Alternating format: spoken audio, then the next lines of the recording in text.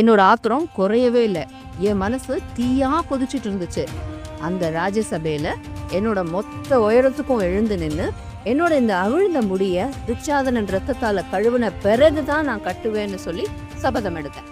தன்னோட தொடையில உட்கார சொன்ன துரியோதனோட தொடைய கிழிச்சு துச்சாதனனை கொன்னு அவனோட ரத்தத்தை திரௌபதிக்கு கொடுத்து மேலும் மீதம் இருக்கும் அத்தனை கௌரவர்களையும் நானே கொல்லுவேன்னு சொல்லி பீமன் சபதம் எடுத்தான்.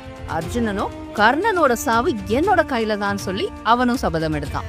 இதையெல்லாம் கேட்ட திருதராஷ்டிரருக்கு பயம் வந்துருச்சு. திரௌபதி, அமைதியா இரு, உனக்கு நடந்த அவமானத்திற்கு நான் மன்னிப்பு கேட்கிறேன். உனக்கு 3 வரம் தரேன், கேட்டு வாங்கிக்கோன்னு சொல்றாரு. நான் உடனே பாண்டவர்களோட விடுதலையும் அவங்களோட ராஜ்யத்தையும் திருப்பி கொடுன்னு கேட்டேன். உடனே அவரும் கொடுத்துட்டாரு. ராஜ்யம் கிடைச்சது இல்ல, பேசாம வரலாம்ல.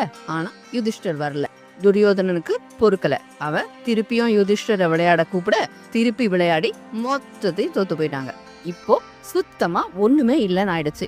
இது போதாதுன்னு துரியோதனன் பாண்டவர்கள் 12 வருஷம் வனவாசம் போனோம்னு சொல்லிட்டான். அது மட்டும் இல்லாம 12வது வருஷம் யார் கண்ணிலையும் படக்கூடாது. அப்படி தப்பி தவிர யார் கண்ணிலையாவது பட்டா திருப்பி இன்னொரு 12 வருஷம் நீங்க வனவாசம் போகணும்னு சொல்லி முடிச்சிட்டான். சோ நாங்க கிளம்பிட்டோம்.